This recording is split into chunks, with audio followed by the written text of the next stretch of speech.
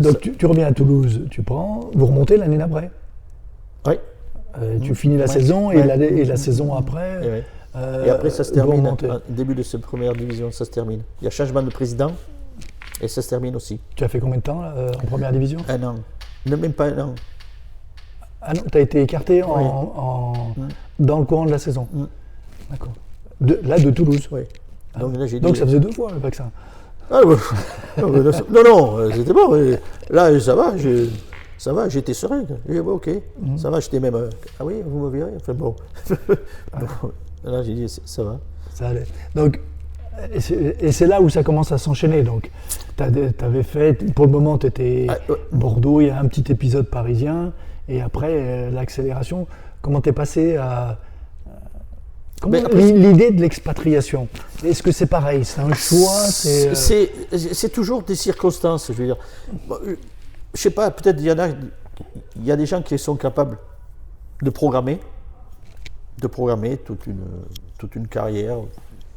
Moi, non. Après, il y a des circonstances. Et là, en l'occurrence,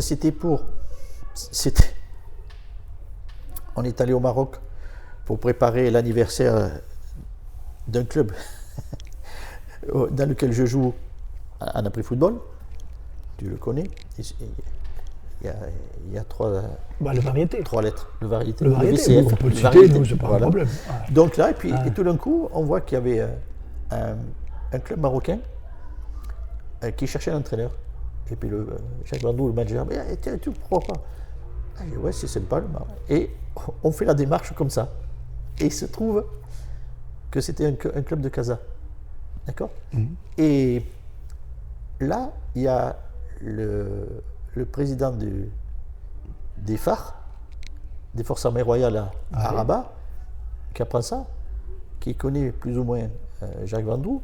Comment? Mais il va aller là-bas. Et moi, j'étais plus ou moins engagé.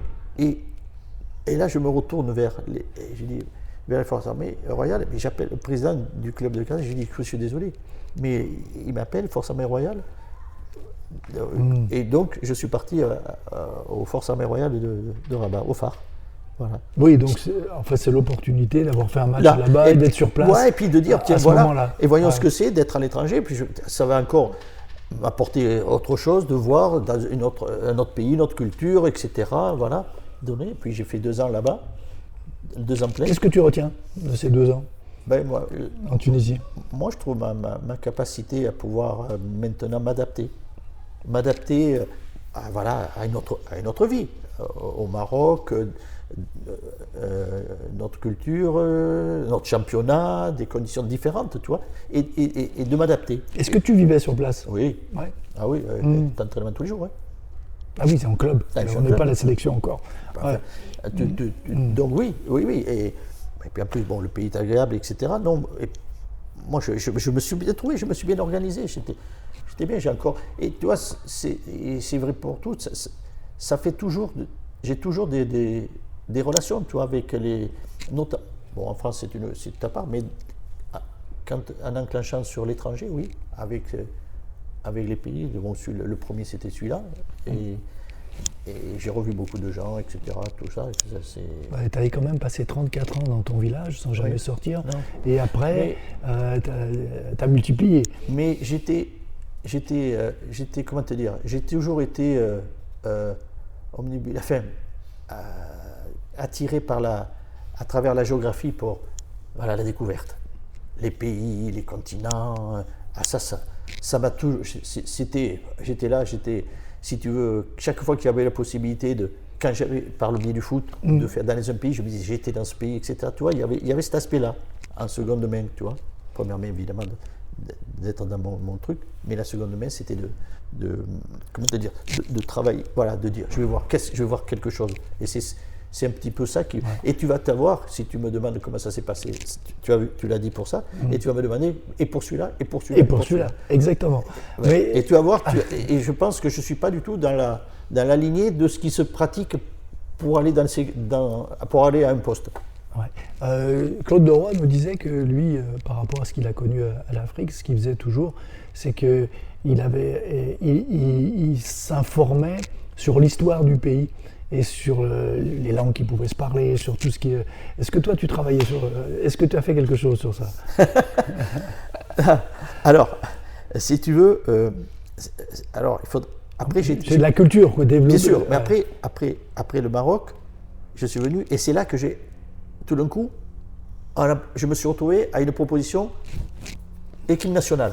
Ah, alors tu vas me dire, quel était ton raisonnement? J'ai dit, ah tiens, c'est autre chose, on va voir. Et c'était la Géorgie. La Géorgie, Michel Platini était à l'UEFA, il connaissait évidemment le président de la Géorgie. D'ailleurs, j'avais fait la rencontre avec le président de la Géorgie, Michel, dans ses bureaux de la FIFA. À Lyon, là-bas? Ouais. Non, à Paris. À Paris, ouais. Paris. C'est pas les mêmes. C'est pas les mêmes, non. C'est pas les mêmes. Et donc, voilà, et puis j'ai trouvé un adjoint qui était Guy Agourouli, qui jouait, qui parlait français, et pouf, c'est parti, c'est l'aventure. Alors là, la découverte de, voilà, la Géorgie. Attends, mais avant d'aller en Géorgie, d'abord, tu étais où? Eh bien, j'étais au Maroc. Tu étais au Maroc d'abord. Tu voilà. as eu la sélection du Maroc? Non. Tu as eu le club? Non, club du Maroc, pas la sélection. Ah, tu es passé du club? J'ai fini mes 2 ans. Et là, je me suis retrouvé, bon voilà, où on va. Et tout d'un coup arrive la Géorgie. Par le biais des circonstances, encore. Voilà, tac. Tu ne fonctionnes pas avec des agents qui prospectent, qui vont à droite, à gauche. Non, allez-y. Ouais. Non. Là, bon, eh ben, j'ai dit, ok, c'est parti. Et j'ai dit, allons-y. Si tu veux, je pense que toi, tu es en train de me dire, mais attends, comment toi, qui étais un casanier, là, ton village, ton machin, ton pays, et tout d'un coup, boum, boum, tu te commences à partir à droite, à gauche et tout ça, et voilà. Mais je te dis, parce que j'avais ça, voir, découvrir, etc. Et puis je trouve que sur le plan humain, c'est énorme. Alors, bien sûr, professionnellement, c'est des aventures, et après, c'est ça. Moi, aujourd'hui, si on peut se mettre autour de la cheminée, comme on dit, mais je vais te dire, on va passer des nuits, et je vais te raconter tout ce que j'ai connu. Tout ce que j'ai connu sur le continent, après, mais attends, c'est des tonnes là, de trucs. D'anecdotes. Mais que tu ne peux pas imaginer, que tu ne peux pas dire, mais ça existe ça? Tu vas me dire, ça existe ça? Mais oui, ça existe. Mais je vais te le dire, moi. Je vais te dire, toi, c'est pour ça. Quand je vois, on parle. Dis-moi, la Géorgie, c'est comment? Mais la Géorgie, c'était une république une ancienne république russe. Et c'était un mauvais élève. C'était un mauvais élève de la République, de l'Union soviétique. Ouais. D'accord? Donc voilà. Et en plus, j'ai été après la révolution de mai, de Shevardnadze, qui a été élevé par Saakashvili, qui a pris le pouvoir. Voilà. Donc là, il a fallu que je découvre. Et quand tu parles de s'immerger, de plonger dans le pays, il fallait. Donc déjà, tu prends d'abord sur le plan sportif, tu prends connaissance des joueurs, où ils sont, les clubs, enfin, le travail d'entraîneur, et pour avoir toutes les informations, tous les aimants, les contacts. Bref. Et il se trouve que justement, le pays, après cette révolution, avait changé de drapeau et d'hymne. Première réunion avec les joueurs, premier match, je dis à Guy Agourouli, bon, c'est la première fois qu'on va aller voir tout ça. J'ai dit, mais il joue à l'étranger. J'ai dit, un truc tout bête, j'ai dit, ils connaissent l'hymne? Ah ben non, il est nouveau. Ben, j'ai dit, alors, bon, j'ai dit, tu sais ce que tu veux faire? Il faut que trouve la musique, et au tableau, tu vas écrire les paroles. Donc on les réunit. Bon, alors il faut dire, je vais rigoler en anglais, puis lui, il leur parle. Oh, alors, on fout la musique, le tableau on avait tourné. Il fout la musique, et c'est l'hymne. Ils étaient là. J'ai dit, ça c'est votre hymne. Maintenant, c'est votre hymne national. C'est nouveau. Ça s'appelait Chémia, je me rappelle.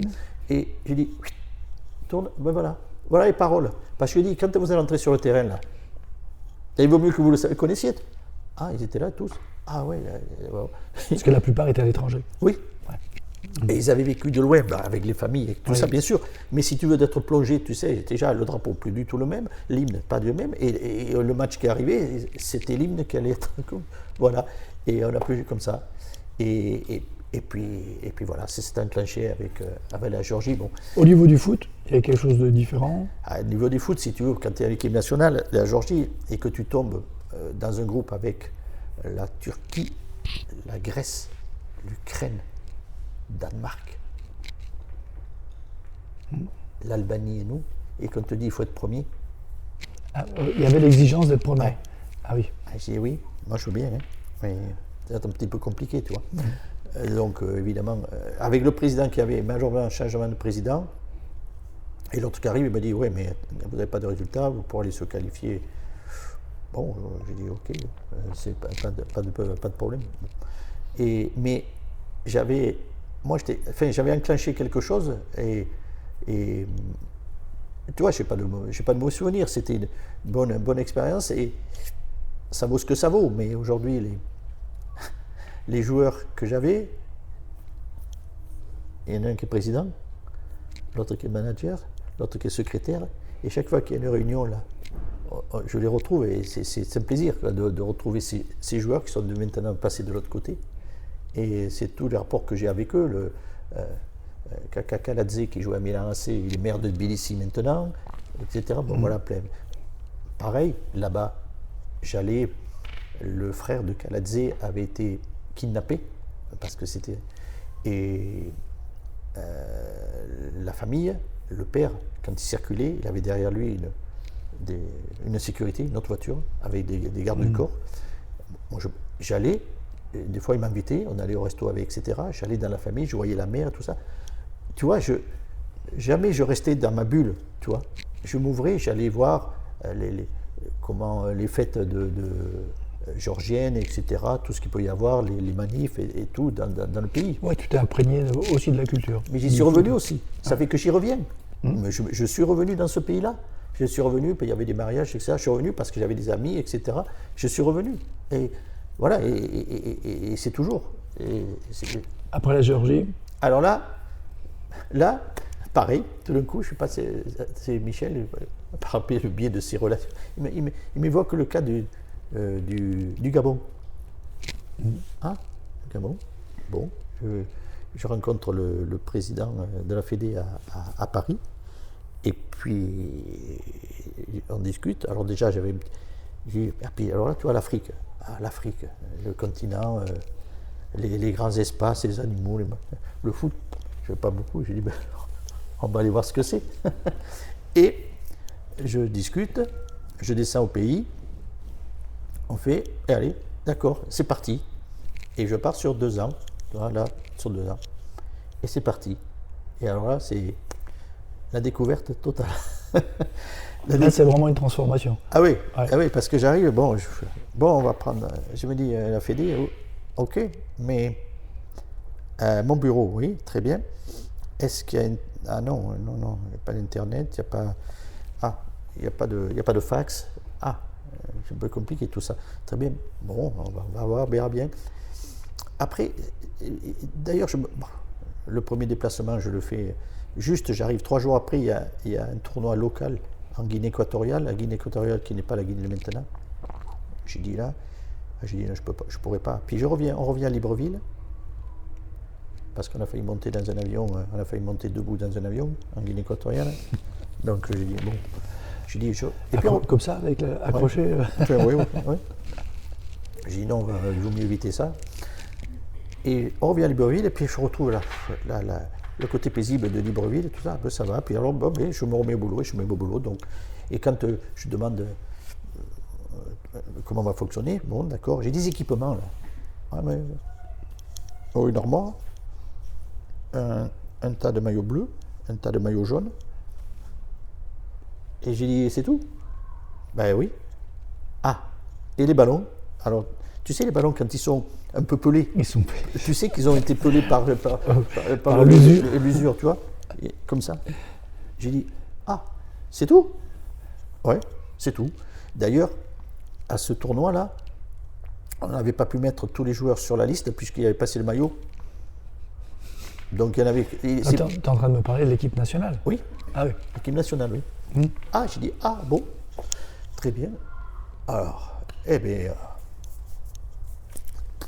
on va relayer, et là, on y va. Et donc, je plonge là-dedans, franchement. Et là, attention, tu trouves, et c'est là que c'est extraordinaire, des gens à côté qui sont là, qui attendent de ça et ils t'accompagnent, quoi. Ils t'accompagnent. Ils sont conscients que tu viens pour effectivement apporter quelque chose, mais en même temps, tu élargis un petit peu ta fonction. Tu vois, tu élargis ta fonction à manager, intendant, fais tout ce que tu veux. Et tu vois, ils sont là, ils t'accompagnent, ils adhèrent. Et par exemple, une fois que les convos étaient tapés, je les prenais avec mon adjoint. Allez, on prenait la voiture, on allait dans les business, envoyer les fax. Oui. Oui. Bon, alors des fois, on arrivait à ce business. Ah non, mon fax ne marche pas. On pas l'autre. Là, on s'asseyait. Bon, allez, les fax, j'avais les fax à l'époque, c'était des joueurs, des clubs, des clubs pour envoyer les convocations et tout ça. Bon, très bien. Mais j'ai dit après, il faut faire venir. J'ai dit après, est-ce qu'on a des matchs de préparation? Non. Mais comment ça marche? Ben, c'est le ministère qui paie tout ça. Est-ce que je peux rencontrer le financier? J'en rencontre un. Bon, non, mais j'ai dit, ouais. J'ai dit, écoutez, là, il faut faire des matchs amicaux. Il faut que nous trouvions de l'argent pour pouvoir nous déplacer. Et on se met en place. OK, très bien. Alors ça va, on arrive à le faire. On avait fait les premiers en Narbonne, on avait fait pour jouer après contre l'Algérie à Aix-en-Provence. On avait fait des matchs amicaux. Mais également, il a fallu que tout d'un coup, j'appelais les marques et je tombe sur Malamine Koné. Malamine Koné, c'est Ernest. C'était Ernest. Ouais. Et il me dit, ah oui, lui qui est malien, tu vois, mais je n'avais pas de relation. Et je vais le voir, je vais à Paris, je vais dans ses bureaux, je discute, ben, je dis oui, il faudrait. On cherche des équipements, ouais, on va faire ça, etc. Tout. Et d'ailleurs, les couleurs des Panthères du Gabon aujourd'hui, jaune, bleu, ben, c'est ce jour-là que ça a été fait. Seulement Malamine, comme il aime bien le Brésil, il avait fait jaune, bleu, blanc. Tu vois, comme le Brésil. Ah, j'ai dit, c'est bien, mais le problème, c'est qu'il n'y a pas de blanc dans le drapeau. Dans le drapeau gabonais, c'est vert, jaune, bleu. J'ai dit, il n'y a pas de blanc. Elle m'a dit, ben, on met les chaussettes bleues. Et depuis, il joue toujours comme ça. Depuis. Et tu vois, ça adhère. Voilà. Et donc, j'ai dit, oh, très bien, parfait. Mais, bon, maintenant, les équipements. Bon, il me dit, mais nous, on équipe d'autres équipes africaines, on les habille. Donc, on va faire comme d'habitude. Oui, c'est quoi d'habitude? Eh bien, à chaque match, on vous envoie la dotation. J'ai dit, pourquoi ça? J'ai envoyé nous, et puis après, on a notre stock. Non, parce que autrement, ça va disparaître. Ah oui, j'ai dit d'accord. Mais non, moi, je vais m'en occuper. Alors, boum, je m'en occupe. Ah, c'est toi qui faisais le magasinier en plus?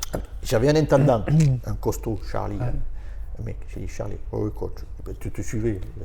Écoute-moi, celui-là, quand je suis parti de là-bas, j'ai vu ce colosse, il pleurait. Enfin bon, bref. Et j'ai dit, on va s'occuper. Bon, il m'a dit, oui, mais il n'y a pas de. Fédé, il n'y a pas de. J'ai dit, c'est bon, on va prendre une chambre de chez moi, les cartons, on va stocker là, dans l'appart. On va stocker. Bon, on a stocké. Et on dit aux joueurs, on ne peut pas vous donner, parce que si on vous donne, on n'aura plus. Donc on va gérer ça, on va gérer les stocks et tout. Et donc Ernest envoyait ça, puis on avait de quoi faire et tout. Passait bien. Mais au bout d'un moment, les cartons, ça s'entassait, puisqu'on gardait tout ça. J'ai dit, et là, je ne sais plus quoi faire, moi. Il y a beaucoup de sociétés françaises, là, au Gabon. Et j'ai dit, je vais en voir un, j'ai dit, avec qui on se retrouvait, les Français. J'ai dit, écoute, tu me fais un coup de main, là? Ouais. J'ai dit, là, tes containers, là, que je vois là derrière, là, qu'est-ce que tu en fais? Qu'est-ce que tu vas faire de container? Tu m'en donnerais un? Ouais. Bon, ça va. Et l'intendant, là, Charlie, sa mère habitait en périphérie, donc elle avait du jardin, de la terre autour de sa maison. Il dit, mais tu vas nous l'amener. Un truc de 14 mètres. On est arrivé avec cette grue qui portait ce container. Là, les gens, les voisins, et on a mis le container dans le jardin de la maman, là. Et c'est devenu le magasin. On a tout mis là et tout. Et la clé, c'était Charlie qui l'avait. Il avait la clé là et personne d'autre. Et la Fédé, il ne savait pas. Et nous, on stockait. Et quand je suis parti du Gabon, ouais, mais les équipements, nous, on ne les a pas. J'ai dit, les équipements, ils sont là-bas, dans le container. Mais ils ne sont pas à moi, hein. C'est à vous. C'est à vous, voilà la clé. Vous y allez. Ils ont ouvert. Ah, samedi et tout ça. Bon, et je vais arrêter parce que je vais. Il y en a. Donc, oui, quand tu es sélectionneur comme ça dans des pays où le football se mettait, la professionnalisation n'est pas en place, en fait, tu es plus qu'un entraîneur. Oui. Tu étais obligé de tout faire. Moi, en tout cas, ce que j'ai fait là-bas, je l'ai fait là. En tout cas, je trouve que ce que j'ai fait au Gabon, c'est la plus belle expérience. Je me suis plongé, j'ai mis ça, parce qu'après, même il a fallu faire les billets d'avion, les expédier. Je faisais tout ça. J'avais trouvé le financier et on a réussi à faire quelque chose. On est passé quand même, pour te dire, de la 106e à la 30e mondiale. On est monté avec le Gabon à la 30e mondiale, le classement FIA. Ça vaut ce que ça vaut. On a fait la CAN. On a qualifié, c'était pas qualifié depuis des dizaines d'années, on est reparti à la CAN. Donc on a fait quelque chose. On est passé à ça de la Coupe du Monde 2010 par rapport, malheureusement, on est dans un groupe avec trois mondialistes, Maroc, Togo, Cameroun. Et on gagne au Maroc, on bat le Togo et le Cameroun est dans une... Il faut n'importe quoi. D'ailleurs, une fois qu'on va aller voir jouer, on revient et malheureusement on apprend le décès d'Omar Bongo, le président. Et là, on devait jouer le Cameroun juste après. Et là, il y a un mois de deuil national, donc on ne joue pas. Et c'est reporté. Et là, le Cameroun, entre-temps, ils prennent Paul Le Guen, qui remet de l'ordre, et eux, ils nous passent devant. On finit deuxième, et c'est le premier qui allait à la Coupe. Bon, voilà. Donc, pour moi, c'était une super expérience. D'ailleurs, ce qui est assez rare, dans mes premiers 2 ans, sans se qualifier à une CAN, le ministre et tout ça, ils m'ont dit votre travail c'est bien, vous continuez.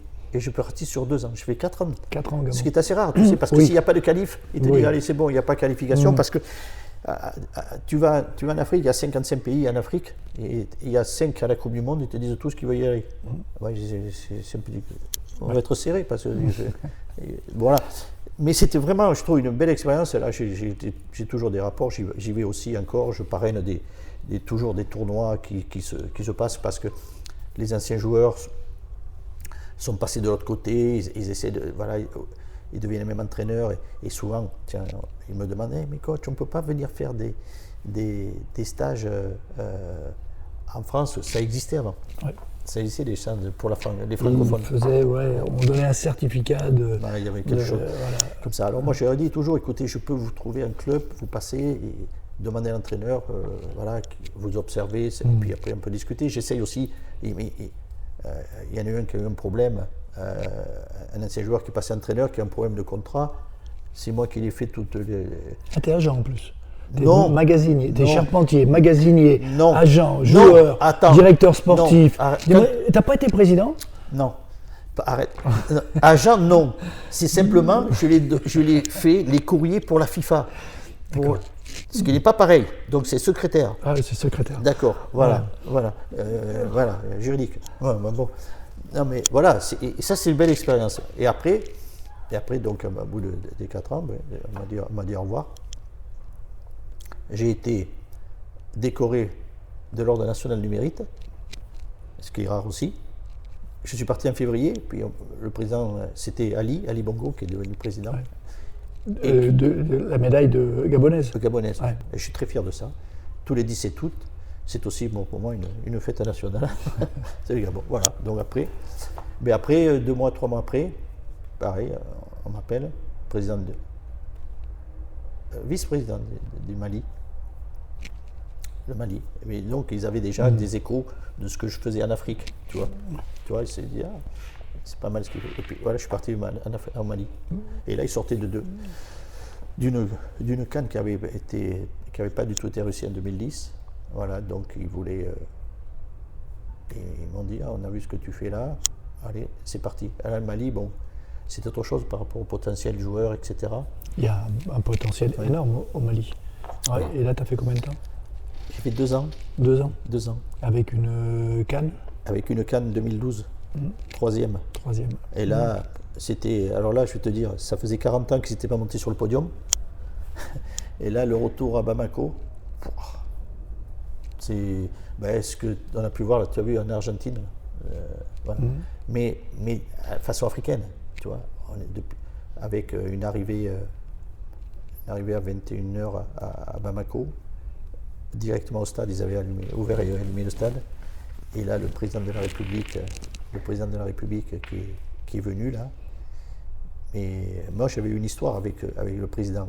Parce que quand tu es en Afrique, on te dit mais vous êtes la deuxième personne du pays. Ah bon? Qui c'est la première? J'ai dit la première je connais, mais pourquoi la deuxième? Ah, coach équipe nationale. D'ailleurs, et notamment au Mali, là, pour cette CAN 2012, j'ai dit pour la préparation, il ne faut pas qu'on se prépare au pays. Parce qu'il faut être tranquille à l'étranger. Et le ministère dit mais on peut rester ici. J'appelle le secrétaire du président qui m'avait reçu pour m'accueillir. J'ai dit je peux voir le président? Mais Alain, pourquoi vous le présentez? Ah, il faut que je lui présente quelque chose. Bon, ok. Mais Alain, venez à 14h, le président va vous recevoir. Alors je le reçois, s'assoit, café. Oui, mais avec plaisir, monsieur le président, café. C'est Amadi Toumanedia qui est décédé là. Et que j'ai beaucoup de respect pour cette personne-là au Mali. C'était avant tout ce qui peut se passer. Et j'ai dit, il faut qu'on aille à l'étranger.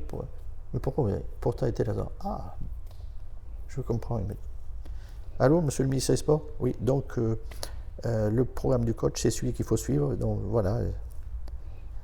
Et quand on est revenu, je l'ai pris, monsieur le président, le lendemain, après l'arrivée le soir, le lendemain, on est dans les jardins, il nous reçoit à la présidence. Et là, il dit, monsieur le président, vous voyez la fenêtre là-bas?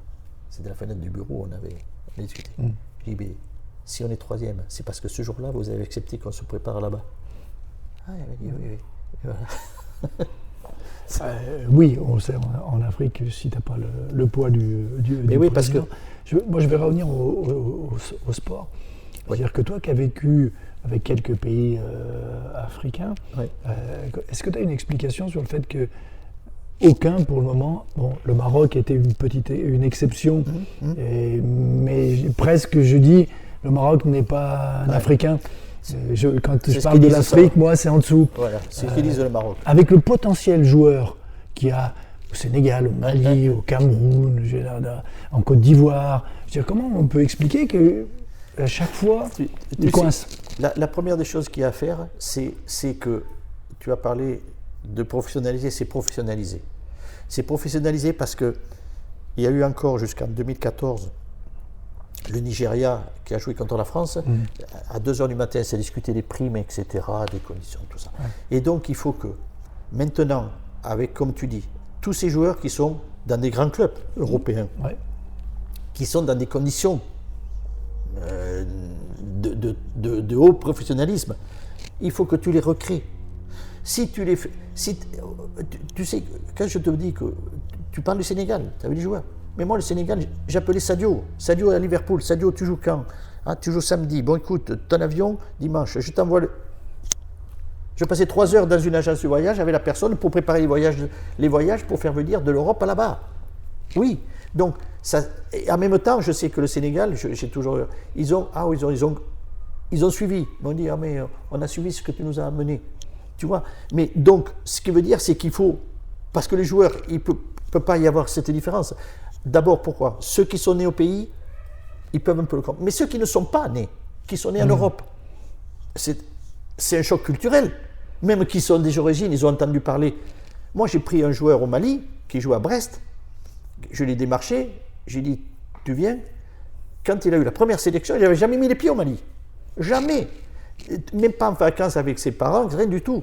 Je lui ai dit, quand il est arrivé à l'aéroport, j'ai dit, écoute, tu ne prends pas le bus, toi. Toi, tu montes avec moi dans la voiture, je vais t'expliquer. Et je lui ai montré, tiens, regarde, tu vois, là, c'est comme ça, ça. C'est comme ça. J'ai dit, tu vois, regarde. Moi, je vais bien, là, ça, j'ai pas de problème. Voilà. Et donc, il faut ce côté-là, cette professionnalisation, si tu veux, qui fait que et ça progresse quand même de ce côté-là. Ça progresse de ce côté-là. Et déjà, c'est pour ça que, toi, ça monte, le Maroc. Alors, le Maroc, effectivement, parce que le Maroc, ils sont déjà l'Afrique du Nord, Maroc, Algérie, Tunisie, Égypte, dans les conditions de travail aussi. Parce qu'après, quand tu vas faire déjà, il faut les qualifications, quand tu les fais, tu vas jouer sur des terrains, je t'annonce, alors là, chaud, hein. Donc voilà, et ce qui fait qu'il faut à travers cela que que les joueurs soient toujours motivés. Parce qu'ils peuvent toujours, tout d'un coup, se dire, oh, c'est pas évident, tu vois, les conditions dans lesquelles on joue là-bas, c'est pas évident. Donc, et une fois après, ça peut pour que ça perdure dans le temps et que dans les phases finales. Mais les phases finales, après, si tu veux, il faut qu'ils arrivent à créer un collectif, quoi. Un collectif. Tu vois que des fois, ça se joue à peu de choses. Tu vois, regarde, le Ghana pour la demi-finale en 2010, c'est le penalty qui rate, tu vois. Donc, t'es pas très loin. T'es pas très loin. Donc, ça va progresser encore. Ça va progresser. Mais ça progresse par... après, tu sais, il y a la compétition, le CHAN, la compétition des joueurs qui ne jouent qu'au pays. Ok, d'accord. Mais comme le président m'a dit, allez, vous allez voir. J'ai dit, oui, président, j'y vais, mais j'ai dit, j'amène les lunettes de soleil, le bob. Et pourquoi vous me dites ça? Président, l'affiche là, 28 ans, 30 ans. J'ai dit, vous pensez que ce sont des futurs de l'équipe nationale, ça? Non. J'ai dit, c'est bien, ok, d'accord. Mais si c'était une compétition des moins de 23 ans nationale, continentale, bon. Tu vas refaire aussi la réglementation non, mais moi je veux pas africaine. Non, vraiment, c'est des propositions. Alors attends, on en est parce que là, tu vois, tu as réussi à me perdre déjà dans tous tes voyages. Ouais, c'est mon habitude sur le terrain. Il fallait que je perde mes adversaires. T'as fait. J'ai pas changé. Attends, on était Géorgie. Non, Gabon. Gabon. Géorgie, Gabon, Mali, après le Mali. Sénégal. Et le Sénégal, comment ça s'est passé? Mais le Mali, déjà, comment tu parles? On finit troisième, ce que je viens de te dire. Troisième, et on me dit, non, mais il y a des choses qui ne vont pas. Je dis, comment il y a des choses qui ne vont pas? On finit troisième, il faut améliorer. Non, on n'est pas... Bon, puisque c'est ça... C'est toi qui es parti, là? J'ai dit au revoir. Tu leur as dit au revoir? Ouais, c'est moi. Ouais. Et après, après, ils m'ont repêché. Les joueurs, non, coach, partez pas, tout ça. Donc, je suis revenu. J'ai dit, bon, allez, ok. Je suis revenu. J'ai passé 3 jours à Bamako. Et puis tout le monde m'a dit, non, on ne va pas vous recevoir. J'ai dit, mais vous me faites venir pourquoi faire? Le pays, je le connais. Et je suis là. Et vous me dites quoi, là? Et puis je suis reparti. Et j'étais venu pour me dire, ouais, allez, c'est bon. Et puis j'ai dit, bon, enfin, voilà. Et après, donc, Sénégal. Sénégal, pareil? Alors là, Sénégal... Tu passais dans la rue, il y a quelqu'un qui t'a pris la main et qui t'a dit, tiens, tu veux pas venir là-bas? Non, là, parce que tout d'un coup, si tu veux, ce que j'ai connu au début en Afrique, et qui s'avançait, c'était un jeu. Là, tout d'un coup, l'approche d'un poste se modifiait. C'est-à-dire que tout d'un coup, les pays, comment dirais-je, faisaient appel à candidature. D'accord? Donc, tu envoyais ta candidature, et eux faisaient une sélection et te recevaient. Faisaient des auditions sur les 3-4 qu'ils avaient retenus. Et là, c'est quelqu'un qui me dit, il y a le Sénégal. Mais j'ai dit, ok, mais, non, il faut qu'envoyer votre candidature. Ah bon? Pourquoi faire? Mais non, parce que, bon, envoyer la candidature, très bien. Et puis, alors c'était effectivement, un agent. Mais j'avais pas de lien avec. Ouais. Et il me dit, vous avez été retenu dans les 3 ou 4. Bon, et on fait quoi? Mais il faut faire une édition à Dakar. Bon, ben alors, allons-y. On y va. Donc, je suis reçu par le président, vice-président, le DTN. Et puis voilà. Et donc, on parle de tout. Voilà. Et puis, moi, ils m'ont validé. Ils m'ont validé donc avec le Sénégal. Alors là, effectivement, en termes d'effectifs, encore aussi, tu passes avec vraiment une dimension d'effectifs. C'est certainement le pays où j'ai l'effectif le plus élevé, quoi. Ça, c'est sûr. Bon. Donc, ça s'est fait. Puis, ça s'est bien fait. Et les conditions de travail étaient... Alors, les conditions de travail, oui et non. C'est-à-dire que fédération, impeccable, j'avais mon bureau, Internet, tout le machin, j'avais tout ce qu'il faut. Mais président, vice-président, écoutez, il m'a dit, en 2 mois, 3 mois, on vous a vu plus au bureau que les autres entraîneurs en 2 ans. Et tu vivais là-bas, toi? Oui. Dakar, oui, bien sûr. Parce que tu peux, famille, etc., c'est impeccable, tu vois. Et là, donc, je m'installe là-bas et je découvre aussi le mode de travail, même au Sénégal, tu vois. Et puis, bon, ça va, président impeccable, voilà. très professionnel, très sérieux, vice-président, tout ça, tous ces gens. Non, c'était les conditions. Sauf, oui, les conditions, c'est-à-dire qu'à Dakar, il n'y avait pas de... il n'y avait pas une pelouse. Il n'y avait que le stade, le grand stade, mais qui était en réflexion et qui était suspendu pendant 1 an. Il y avait eu des problèmes sur un match Sénégal-Côte d'Ivoire, donc on n'allait pas jouer là-bas. Et j'ai dit, mais le stade où se jouaient les autres matchs de championnat, c'était un synthétique. Je cherchais. Et finalement, il y avait l'académie de Diambars, à Sali, c'est quand même plus loin, qui avait pelouse et tout, qui était une très belle académie, vraiment un bel outil.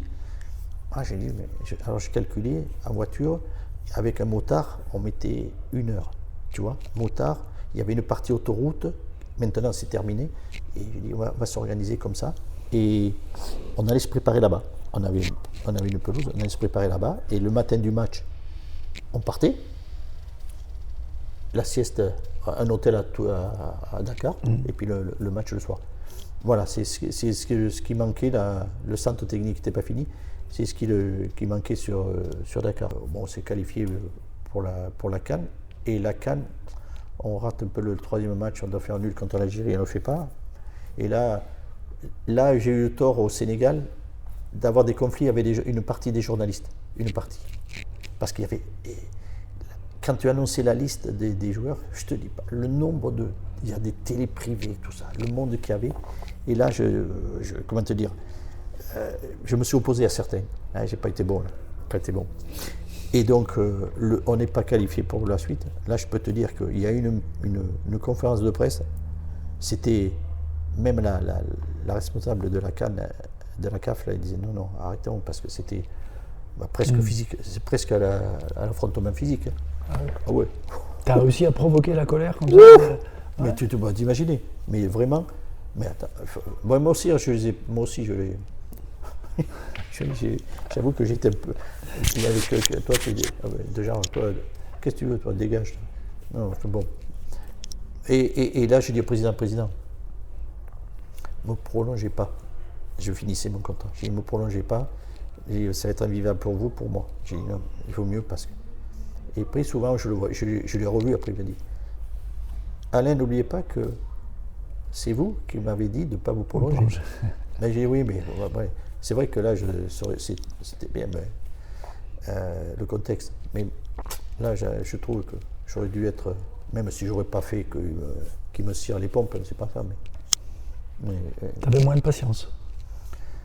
Ouais, je sais pas. Ou je me sentais plus costaud, peut-être, je sais pas. Je sais pas, et que voilà. Mais après, on a fait de belles choses. Là aussi, on est passé à ça de la Coupe du Monde. Et qu'est-ce que t'en retiens du Sénégal? Non, je dirais, le Sénégal, le potentiel, le potentiel que tu avais entre les mains, quoi. Le potentiel et ses possibilités derrière. Alors je reviens au Gabon, c'était quoi?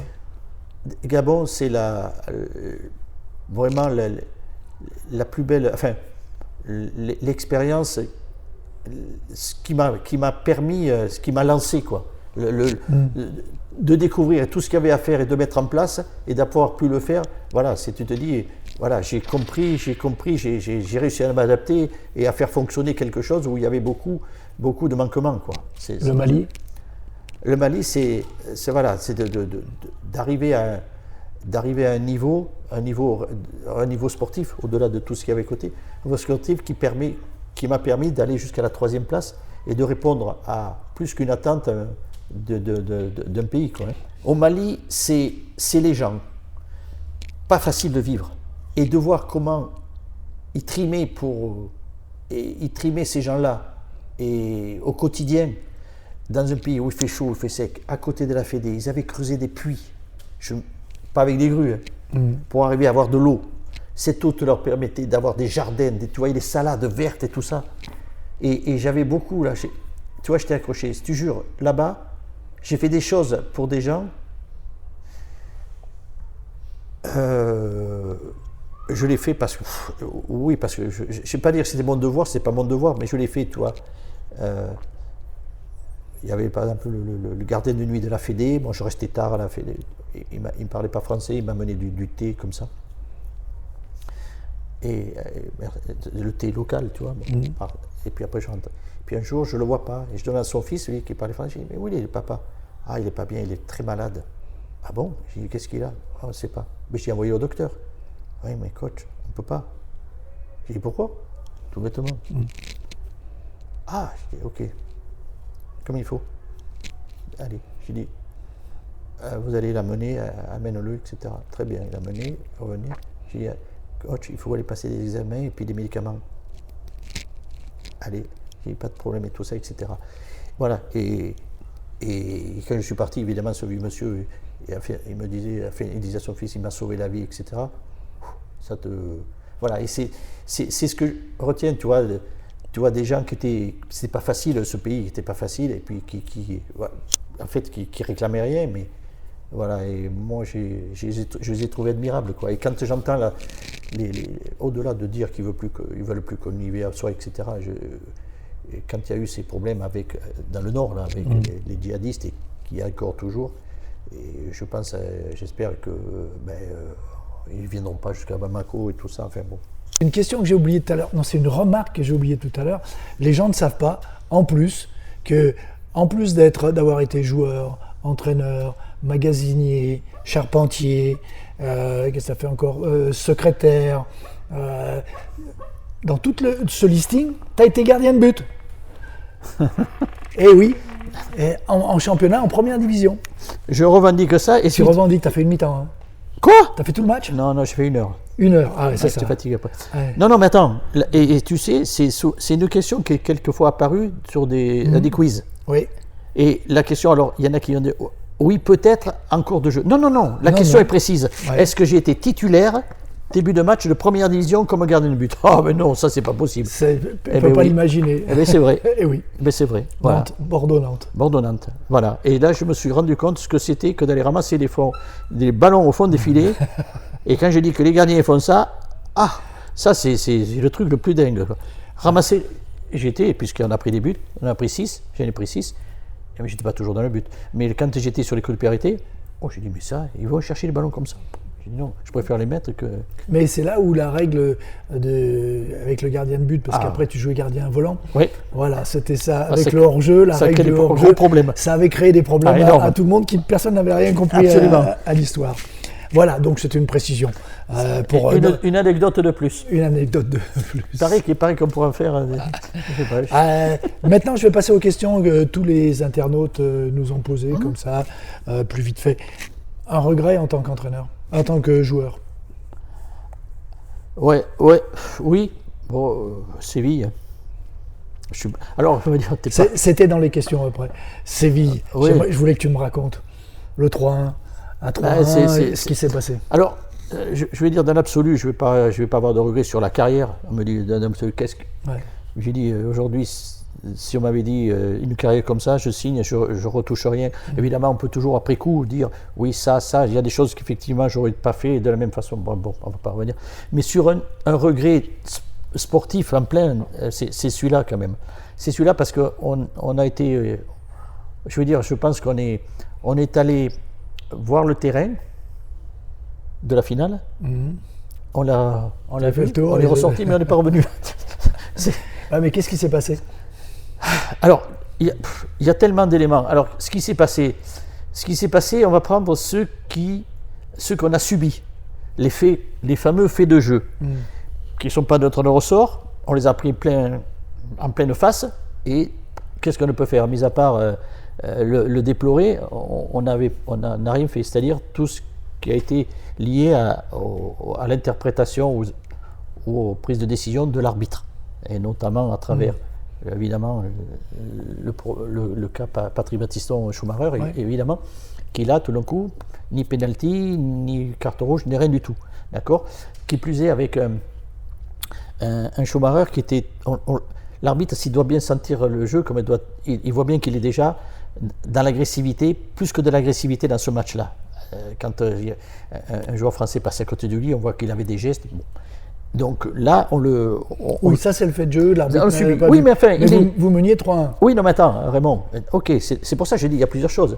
Mais après, on oublie de dire que à 3-1, moi je me fais je me fais sécher devant les 18 mètres allemands, bien prendre, pas faute. Michel, le ballon traîne, il reprend, il se fait prendre lui aussi, l'action se déroule, et Rummenigge il marque.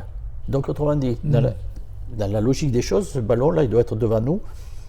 On frappe, on peut mettre le ballon dans les tribunes, mais il n'y a pas l'action qui nous mène 3-2. Et voilà. Et après, ça c'est... Alors, ça veut dire, ça c'est ce que... Nous, après, je pense que ce qu'il y avait, c'est que nous avons continué à jouer. Et là, je dis, c'est là que, on va dire, vous avez des responsabilités, bien sûr. On a continué à jouer. Mais jouer, pour quoi faire?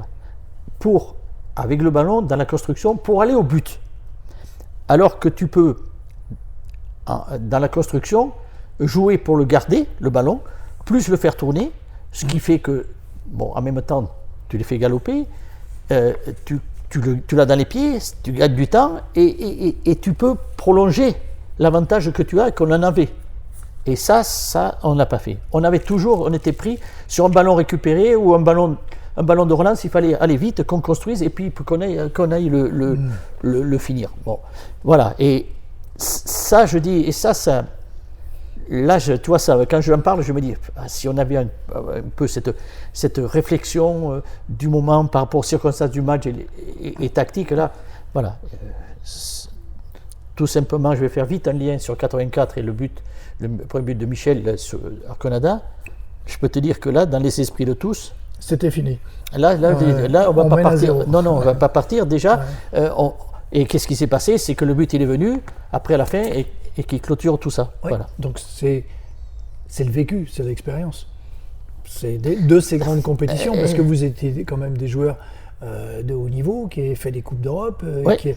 Donc il y avait aussi quand même une forme de vécu, mais la sélection et la Coupe du Monde place ça encore un degré au-dessus. Oui, c'est incontestable. Tu sais, je vais te dire, on joue en équipe nationale, c'est pas trop que je veux dire.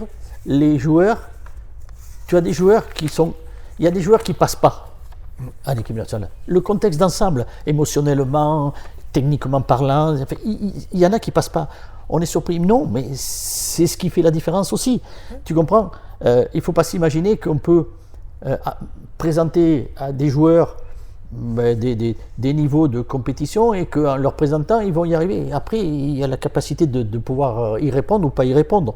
Et ça, oui, mais en 82, nous, on est arrivé à la Coupe du Monde heureux d'y être. Ouais. Déjà, tu commences. Deuxièmement, on sort du premier groupe. Oh, déjà, on avait atteint un autre truc. Et là, on était dans une espèce comment te dire, on ne s'est pas endormi sur nos lauriers, on a continué, mais dans cette espèce de dynamique qui se lançait, il y avait une dynamique de jeu, en plus, avec, sur le plan physique, de la fraîcheur.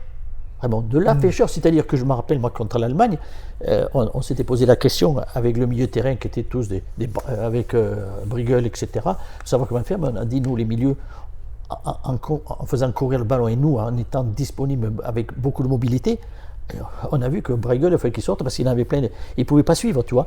Donc, tu te sentais fort sur le plan athlétique, de pouvoir faire les efforts, tu faisais les efforts, les contre-efforts, ça y allait. Mais il nous a manqué un petit peu une dose de réflexion de la situation et de dire, attention, là, il vaut mieux qu'on parte dans on aménage par rapport à ce qu'on va faire. Tu confirmes ce que je me souviens.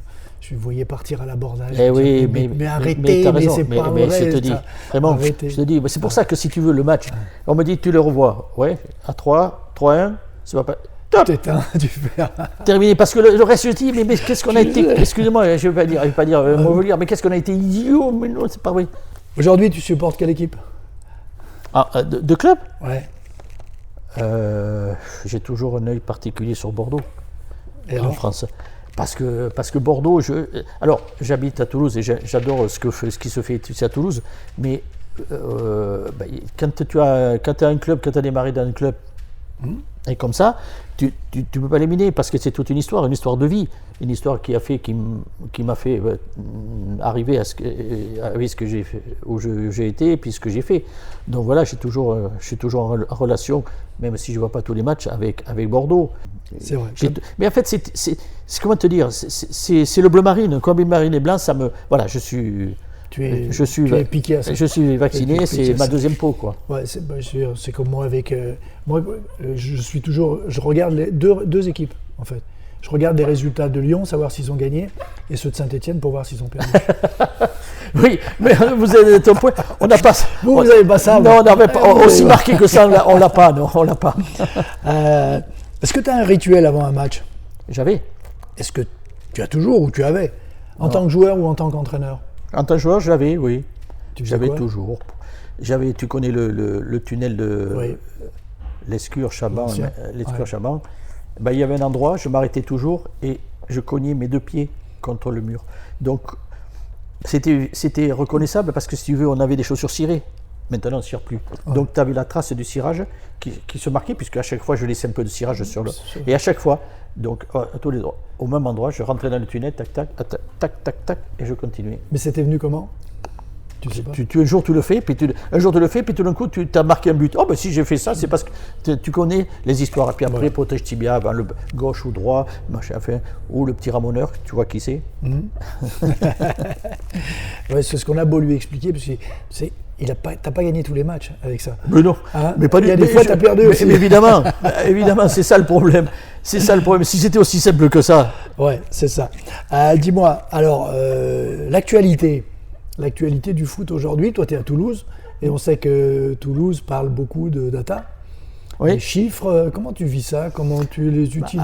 Comment tu fais? L'actualité au-delà de Toulouse et des clubs maintenant qui se genrent dessus, moi je suis confronté, puisque je suis toujours en poste, maintenant en tant qu'entraîneur, entraîneur-sélectionneur au Kosovo, donc de ce que l'utilisation qu'on peut en faire de la data. Alors, attention, tu as bien vu que je n'ai pas été dans une période, que ce soit comme joueur ou comme entraîneur au début, où ces possibilités existaient. Donc, mais je m'y fais, avec toutes les stats qu'on donne, mais j'essaye en même temps, si tu veux, d'utiliser à bon escient. C'est-à-dire, je lis ça, j'ai des adjoints, tout ça, qui me donnent tous les éléments, il y a tout ce qu'il faut, mais je dis, qu'est-ce que je peux, moi, utiliser pour que le mettre en application d'une façon concrète, tu vois, et que ça, voilà, par exemple, tu vois, il y a une donnée particulière que tu utilises.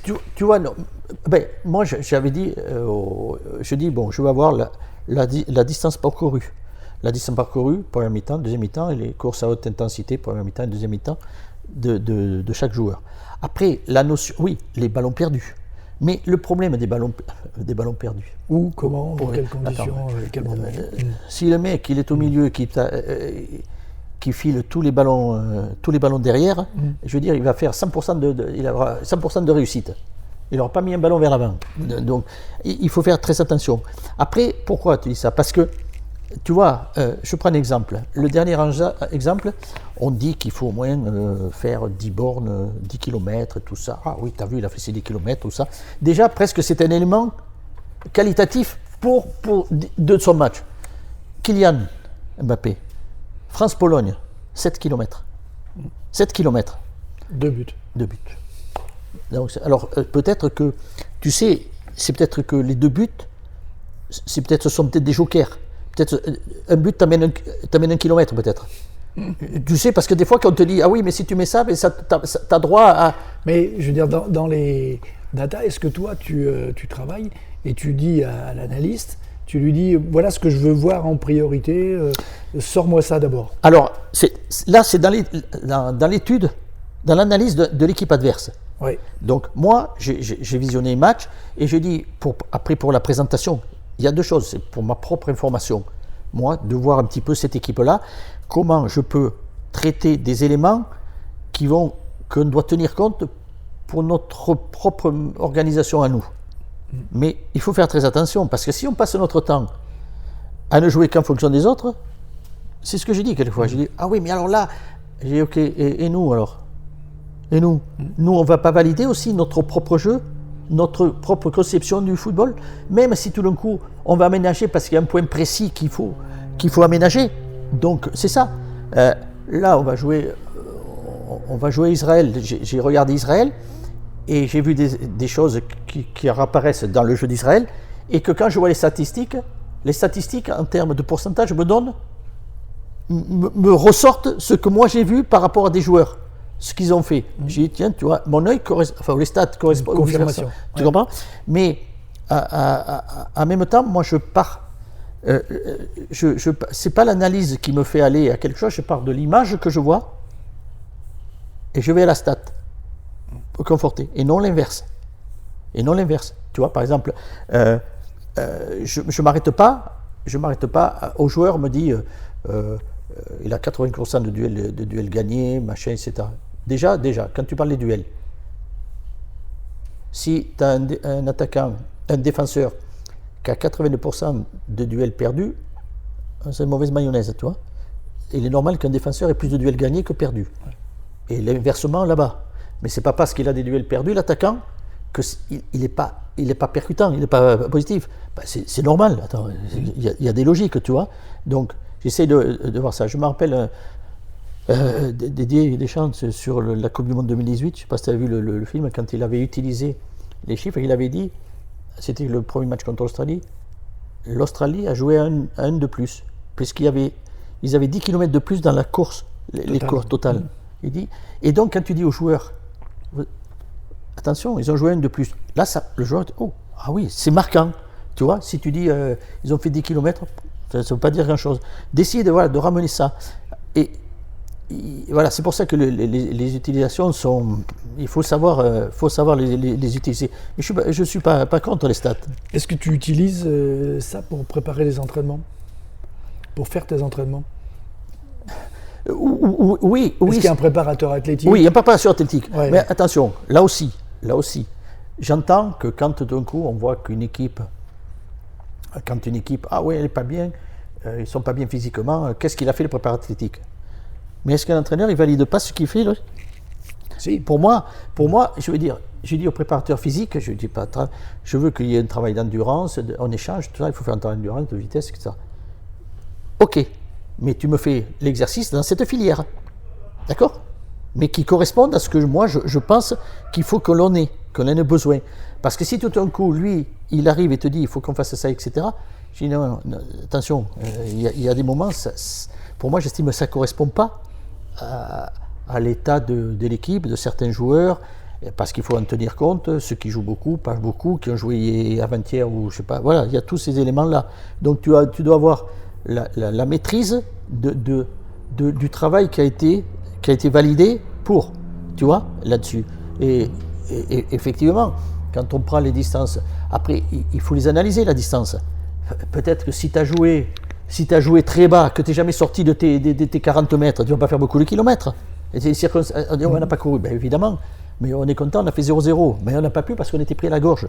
Donc on n'a pas bu. Oui, l'image, ton ressenti doit se confirmer par les stats. C'est ça. Non, mais je voulais savoir si toi tu travaillais à l'entraînement en préparant avec le préparateur athlétique sur des séquences. De plus en plus, les directeurs de performance, comme on les appelle maintenant, adaptent les séances de travail technique à de l'athlétique. Ils font coupler. Et c'est, en fait, ça devient le préparateur athlétique qui gère l'entraînement. Oui. Alors, c'est là que c'est pas simple. Parce que quand tu fais un travail, si tu raisonnes toujours par la notion d'intensité ou de travail, mais quand tu fais un travail technique ou tactique, comment te dire? Moi, il m'est arrivé, j'aime bien des exercices à 3, tu prépares avec des doublements, appui, remise, etc. Et avec de la finition, parce que c'est bien ça. Mais, avec le préparateur, ouais, ok, il me dit, mais à ton avis, il me dit, ça va donner quoi en durée? Ben, ça va durer, si le mec il le ballon 15 mètres derrière ou 15 mètres derrière, ça ne va pas être la même durée.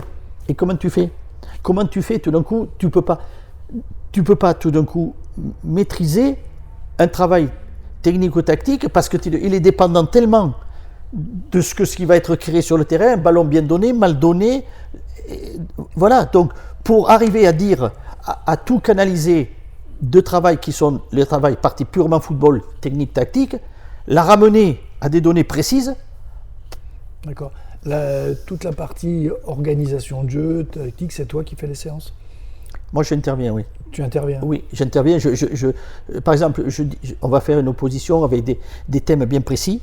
Donc, je peux dire à un adjoint, toi, tu as cette équipe, toi, tu as cette équipe, et moi, je suis là. Et voilà ce que l'une et l'autre doivent apporter. Faire. Voilà. Et puis, ce que j'aime bien aussi comme travail sur le plan, là, c'est le plan stratégie, c'est le travail à vide. Le travail à vide. Parce que je trouve que alors, tu vas me dire, ouais, c'est facile. Oui. Et j'essaye de mettre des repères, je le fais aussi avec des mannequins. Parce que les mannequins, ça visualise un petit peu les espaces, là où tu peux te déplacer. Et j'ai dit, oh, là maintenant, on part derrière, on construit. Et tout d'un coup, comment te dire, je dis, c'est là que tu leur donnes la clé aux joueurs. Parce que c'est à eux d'entreprendre, de prendre le jeu. Mais quand tu commences, au début, tu commences à faire ça, ils jouent qu'à une touche. Tac, tac, tac, il n'y a personne. J'arrête, j'ai dit, ah bon? J'ai dit, vous pensez qu'un match, vous allez faire tout ça à une touche? Vous pensez qu'on va vous laisser faire tout ça à une touche jusqu'au but? C'est pas possible. J'ai dit, à un moment donné, je vois un milieu, tu reçois le ballon, tu fais peut-être 10 mètres avec le ballon parce que tu as de l'espace. Eh bien, fais-le là. Et qu'est-ce que ça va enclencher? Bien, enclencher qu'autour de toi, là, vous devez lui déplacer, lui laisser l'espace. Tu vois, voilà, parce qu'à un moment donné. Ça, c'est toi qui le gères. Moi, je le gère. Pourquoi? Il faut en même temps mettre le cadre de base, mais il faut aussi, j'ai l'impression que, tu vois, oui, mais les consignes, mais ok, il n'y a pas de problème. Les consignes, pour moi, c'est de dire, toi, tu joues arrière droit, toi, tu joues arrière gauche. Ça, c'est des consignes, fatalement. Mais après, l'arrière droite, il a tout l'espace à droite. Et tu le prends. Après, s'il y a une harmonisation, on a des compensations derrière pour caler ça, tu vois. Moi, je trouve qu'il faut la responsabilité des joueurs dans le cadre de leurs possibilités. Il faut la laisser. C'est ce que toi, tu dois juger en tant qu'entraîneur. Est-ce qu'ils sont capables de tu faire? sais, moi, j'ai fait des matchs, moi, où on avait préparé le match. Je savais que le terrain on allait jouer, c'était de la tôle ondulée, et que j'avais un attaquant qui était presque un pivot de basket. J'ai dit, bon, les défenseurs, ok. J'ai dit, vous les milieux, voyez, aujourd'hui vous allez regarder passer, vous allez passer les ballons. Oui, quoi. Non, attendez, ok. Mais je veux que vous soyez au deuxième ballon. Vous allez avoir des remises, des retours. Là, il faut y être. Le ballon, les défenseurs, vous ne les cherchez pas. Vous cherchez là-bas et on voilà. Question d'adaptation. À tout, au terrain et aux joueurs. Exact. Est-ce que tu as eu de vrais problèmes relationnels avec des joueurs? Tu nous as parlé avec les entraîneurs, non. Quand j'étais joueur? Tu avais ton caractère, oui, de vrais problèmes? Ouais. J'en ai eu une fois, j'ai pas été très bon avec un entraîneur, je le reconnais. Tu avais tort? J'avais tort.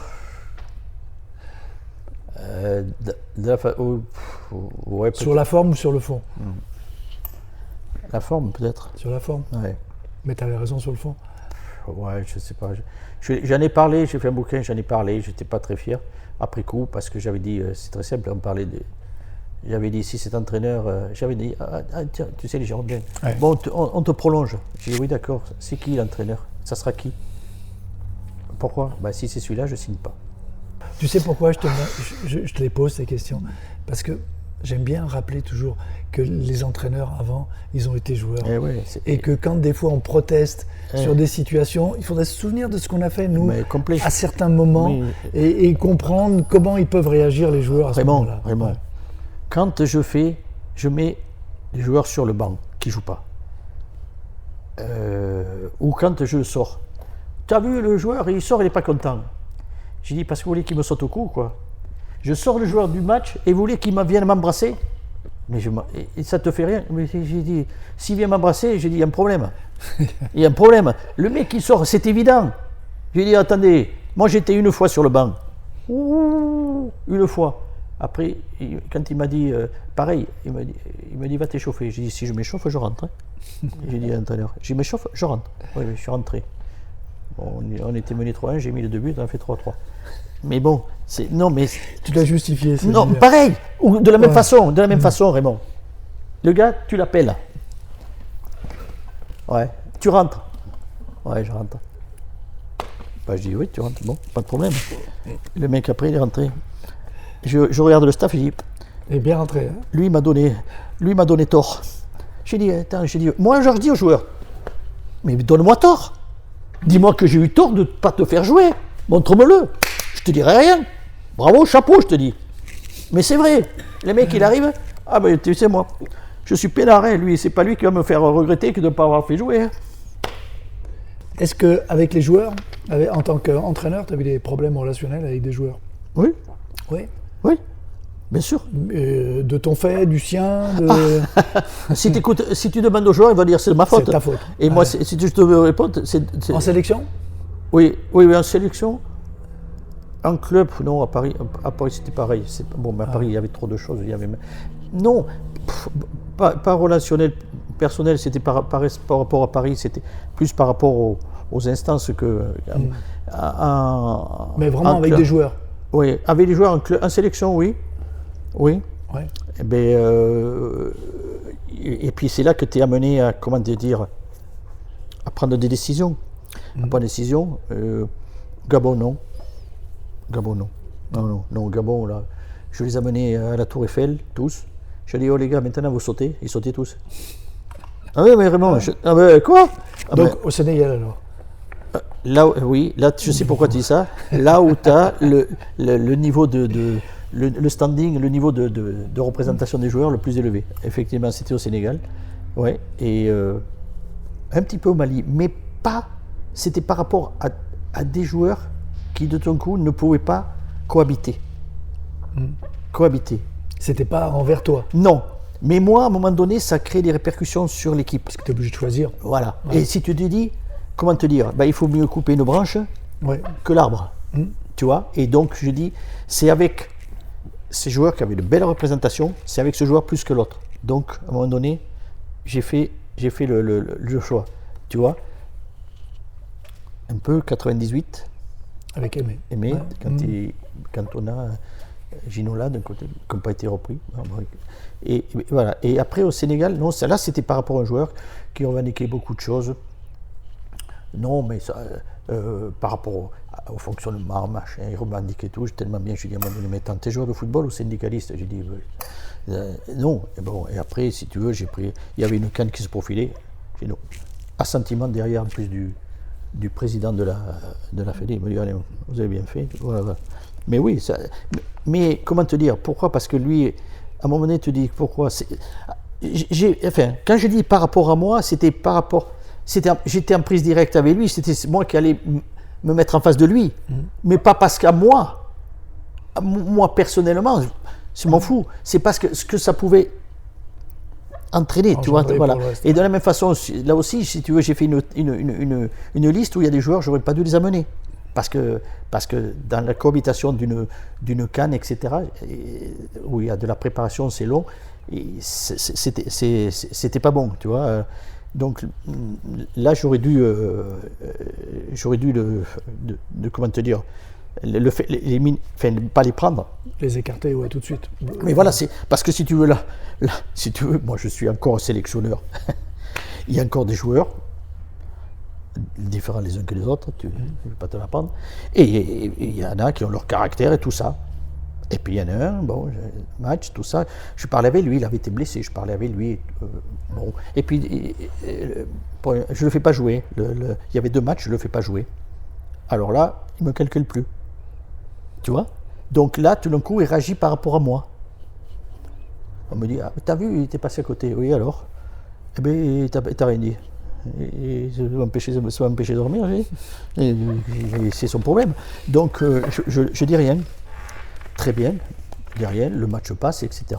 Et moi, je savais que le deuxième, il allait. Mais au lieu d'aller vers lui avec beaucoup de précautions, d'explications, il dit rien. Je dis rien. Match après, il avait son nom. Alors, par contre, j'évoque, toi, tact, mais je ne dis rien. Et moi, je me dis dans ma tête, je t'attends. Rendez-vous dans 1h30. Tu vois? Et le mec, il a fait un super match. Et après, sourire et tout le machin. Voilà. Mais, ok, tu prends cette attitude, pas de problème. Pas de problème. On va pas aller boire un coup. Je suis coach, t'es joueur. Pas de problème. Par contre, sur le terrain, c'est toi. Alors, t'y vas. pas de problème, tu me fais ce qu'il y a à faire. Et il te l'a justifié. Et voilà. Alors ça marche pas tous les coups. Non, pas tout le temps. Il y a des fois, au contraire. Mais cela, certains. On m'a pas mis en confiance. Et c'est pour ça que je peux pas être performant parce que l'entraîneur ne me fait pas confiance. Moi, coach, tu n'aimes pas cette phrase? Si, mais je dis, et si vous pouviez me mettre en confiance à moi, ça serait mieux, ça serait sympa aussi. J'ai dit, on t'a pas mis en confiance. J'ai dit, parce que tu me mets en confiance, toi? Non. Enfin, j'essaye, je te jure, franchement, même d'annoncer aux joueurs qui ne jouent pas, je le fais souvent. C'est pas le truc le plus simple, franchement, parce que j'essaye de. Je ne vais pas raconter des histoires tactiques, machin. Sinon, écoute, je comprends. Moi, j'ai choisi comme ça. Ça peut ne pas te convenir, mais je préfère te le dire plutôt que tu l'apprennes sur le tableau. Non, ok. Et tu dis, ok. Quoi. Est-ce que toi en équipe, tu l'annonces? À quel moment, toi? Jour de match. Le jour, juste à la causerie, à 17h. Même si après, j'ai parlé avec eux. Tu as fait les mises en place? Oui, parce que tu sais, maintenant, ils vont, comment te dire, la causerie, je l'ai fait le matin, parce que tu l'as fait la veille. Tu as des mecs qui peuvent avoir la tête à l'envers, te foutre dans le fonctionnement, tu vois. Déjà, c'est au dernier moment, donc, ok, on est au match. Tu les marques le coup, etc. Mais ça ne peut pas un petit peu se propager sur le groupe. Ouais. Mais tu sais, là, il n'y a pas de. Moi, j'ai dit, il n'y a pas de moment. Il n'y a pas de façon idéale. Il n'y a pas de moment. Dans les grands clubs, ils ne te disent pas, toi, tu ne vas pas jouer parce que. Ils te disent, voilà la liste. Là, le mec, il dit, toc toc, pourquoi je ne joue pas? Pourquoi je ne joue pas? Parce que tu ne joues pas. Oui. Mais c'est vrai. C'est ça. Syndicaliste. T'es syndicaliste, toi? Hein? T'es syndicaliste? Non, je suis syndiqué. T'es syndiqué? T'as payé ta dernière cotisation? Bien sûr. Je demanderai au service de la comptabilité de l'INECATEF. Oui, t'as toujours. D'abord, je veux avoir des documents. Parce que quand je paye, je vais avoir les. Tu as toujours été syndiqué. Non, mais. Non, mais justement, c'est pour m'amener à. Pourquoi être syndiqué? Et pour toi, quels sont les combats? Je veux dire, comment on peut défendre les entraîneurs mieux? D'abord, me syndiquer, je me dis, c'est me retrouver, entre guillemets, dans ma famille professionnelle. Maintenant, je ne suis plus un joueur, je suis un entraîneur. Et j'estime que, voilà, être dans un syndicat, c'est aussi le regroupement d'entraîneurs. Et puis, à travers des réunions, ben oui, je ne peux pas les faire, parce qu'en étant à droite à gauche, c'est toujours à des moments où je ne suis pas là. Bon. Mais, oui, puis d'autres. Mais je me dis, c'est toujours bien d'échanger avec les entraîneurs, voilà, d'avoir ça. Et en même temps, si ça peut, on peut apprendre des choses ou on peut donner des choses. Enfin, tous ces éléments-là, quoi, d'être dans le syndicat. Et puis défendre, parce que je trouve que c'est l'une des professions qui est vraiment, elle est traitée d'une façon très injuste, je trouve. Et puis surtout.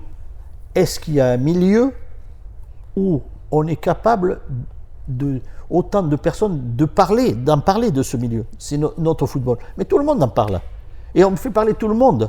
Des gens qui n'ont jamais mis le costume et le chrono, qui te parlent. Souvent, j'ai eu des discussions avec des chroniqueurs ou des consultants que je connais qui réclamaient, tu vois, des choses. J'ai dit oui. J'ai dit, c'est bien ce que tu réclames. Sur le fond, tu as raison. J'ai dit, tiens, tu vas dans un club, là, et le club dont tu parles et l'équipe dont tu parles, tu regardes dans l'entraînement et tu te dis ce que tu réclames, tu vas te dire, je pense qu'il faut que je revoie ma copie, là. Parce qu'il y a des données. Puis c'est ça, quand tu te dis, oui, mais les consignes, la tactique, etc. Mais c'est vrai qu'il faut une base, il faut un cadre d'équipe, mais l'animation, et tu vois, le plus bel exemple, évidemment, c'est Paris. Tu vois, le Paris, on te dit, mais quand tu as des joueurs comme tu as là, si les joueurs sur le terrain, Raymond, tu as été dans des équipes, on a été champion, etc. Et on avait un entraîneur, Aimé, et aujourd'hui, moi, je me dis, mais Aimé, je me rappelle qu'il nous a managés, mais pas au point de nous cadrer, de cadenasser dans un système, etc. Tu vois. Après, il y avait l'adaptation. Pourquoi? On n'est pas des enfants, on est des professionnels, on est partie prenante dans notre jeu. Et on doit être capable, à un certain niveau de jeu, de pouvoir régler des problèmes. Parce que tu peux tout préparer avant un match, etc. Tu ne sais jamais comment il se passait. Tu dis aujourd'hui, oh, les gars, on va jouer haut, etc. Et puis tu t'aperçois qu'il te pique le ballon, les autres, et que tu es obligé vite de te replacer parce que tu ne peux pas l'attraper. Ah merde, comment on fait? On avait prévu. Donc il y a ça, quoi. C'est pour ça que c'est pas facile. Oui, non, c'est pas facile. Les médias, les journalistes ou les gens qui critiquent le foot, qui en ont tous fait plus ou moins un petit peu, se sentent la capacité de donner leur avis. Mais moi, je te parlais plutôt au niveau... l'image, on ne pourra pas la changer. C'est au niveau de la sécurité du poste d'entraîneur, de la formation, de la reconnaissance de l'entraîneur. Parce qu'on le voit partout. Je veux dire, les cadres, on a en ce moment des discussions avec les ministères. Il y a les Jeux Olympiques qui se mettent en place. On parle de tout, sauf de l'encadrement. Les entraîneurs n'existent pas. On parle des joueurs de haut niveau, des installations, de la sécurité, mais l'encadrement n'existe pas. Donc comment on peut améliorer cette image de l'encadrement? L'entraîneur n'en parle quand ça va mal. Parce que quand ça va mal, on dit, voilà, on a le responsable. Après, dans tout ce qui est effectivement l'accompagnement d'une compétition à travers la direction qu'ont les entraîneurs par rapport aux équipes, alors là, on a l'impression... mais je dirais que c'est pas forcément européen, c'est français. Je trouve qu'il y a quand même une représentation autre des entraîneurs à l'étranger. Je trouve que les entraîneurs ont quand même une grande représentation. Je sais pas, ne serait-ce qu'en Angleterre ou comme ça, tu vois que le poste, c'est vraiment quelque chose qui a son importance, tu vois. Et là, on met un peu de côté ce qu'est l'entraîneur en France par rapport notamment dans les clubs, tu vois. Tu as l'impression qu'il est en marge un petit peu, ou il est à côté, tu vois, alors qu'il devrait... C'est lui l'homme important, non pas parce qu'il va être important, mais c'est sa fonction. C'est la fonction qu'il le réclame. C'est pas simplement pour qu'il se prenne la tête, mais simplement la fonction. Et surtout, je trouve que un entraîneur, c'est celui-là qui est au milieu des joueurs, au potentiel. C'est lui qui est au plus proche, qui les ressent, qui les prépare. Et il faut lui donner de la force. Regarde, quand Campos il vient au bord du terrain, là, je vais dire, attends, comment tu veux que ça soit éventuellement interprété par des joueurs en se disant, mais c'est lui qui va donner consigne, mais l'entraîneur, c'est quoi? Il faut donner. Tu prends l'entraîneur, il faut le donner là, il faut le renforcer, lui donner une position de force. Après, si tu veux le virer, tu le vires, mais au moins, pendant son travail, que tout d'un coup, tu écornes pas sa fonction parce que tu l'affaiblis, quoi. Tu l'affaiblis, parce qu'aujourd'hui, quand tu vois un petit peu tout l'environnement qu'il peut y avoir autour des joueurs qui sont en train de dire, mais tu parles, il ne te fait pas jouer cet entraîneur, c'est un jarreau, c'est un machin et tout ça. Mais moi, je l'ai connu quand j'étais joueur.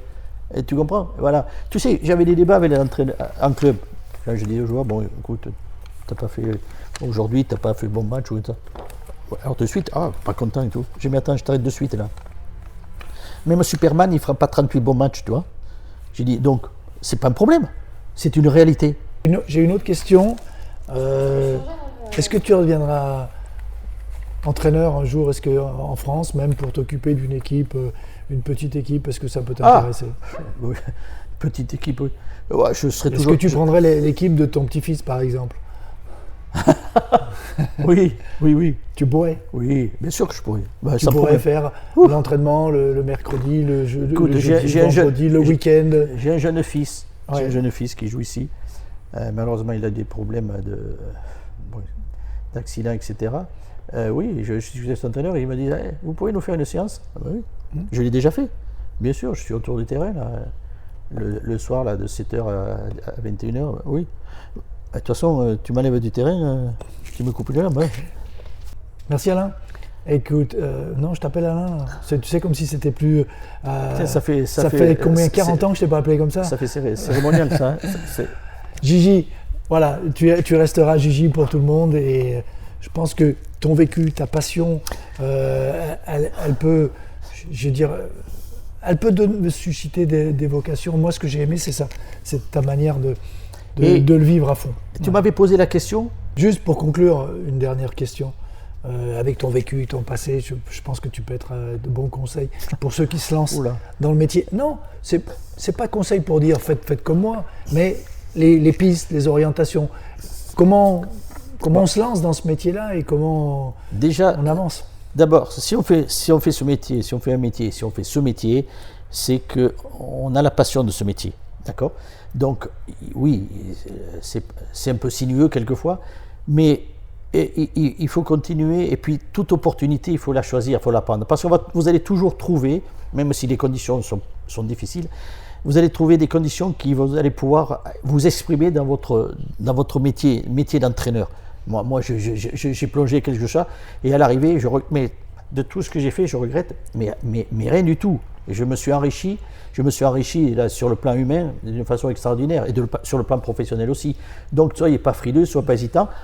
Et il faut être fort. Mais je veux dire, la passion, elle bouscule tout. Alors avec ça, je veux dire, allez, soyez entrepreneur et allez jusqu'au bout. Vous savez pas d'abord de choisir la poste idéale, etc. Vous ne pouvez pas le savoir à l'avance. Peut-être vous prenez un poste que vous pensez un petit peu d'une façon vous allez prendre un peu négligé, et puis vous allez vous éclater à travers ça, parce que vous allez trouver des joueurs, un environnement, voilà. Donc moi je veux dire, voilà, il faut oser, et je pense que vous aurez des retours qui seront agréables. Juste c'était l'avant-dernière question. Alors, non, c'était un complément. Toi, tu n'as pas eu besoin de l'anglais, vraiment? Oui. Ce que tu as fait, les pays que tu as fait, c'est que des pays francophones. Mais là, je suis dans un pays où tu es obligé un peu. Je suis parlé anglais. Je baragouine, je me suis mis, et mes messages, il y a des. Oui, et puis vous prenez les termes qui sont les plus directs sur un terrain de foot, et voilà. Là aussi, il ne faut pas se dire, ça, on ne peut pas, que ça vous. Voilà, que ça vous bloque là-dessus. Non, mais je vous dis, c'est ça, il faut avoir cette mesure. Et puis, sachez une chose, que on est aussi dépendant des contextes où on est, mais ce n'est pas un problème. Les contextes, on peut aussi les driver un petit peu, les canaliser. Et puis voilà, mais je dis, moi, à tous ceux qui veulent emboîter la fonction, je dis, allez-y, parce qu'une fois que vous mettez le pied dedans, vous ne savez pas ce que ça va vous amener. Donc déjà, vous imaginez au départ ce que ça va vous ne le saurez jamais. Allons-y. Partons. Allons-y gaiement. Merci Gigi. Merci pour tous les entraîneurs qui vont t'écouter. Je suis sûr qu'il y a des choses à retenir, à garder, à utiliser.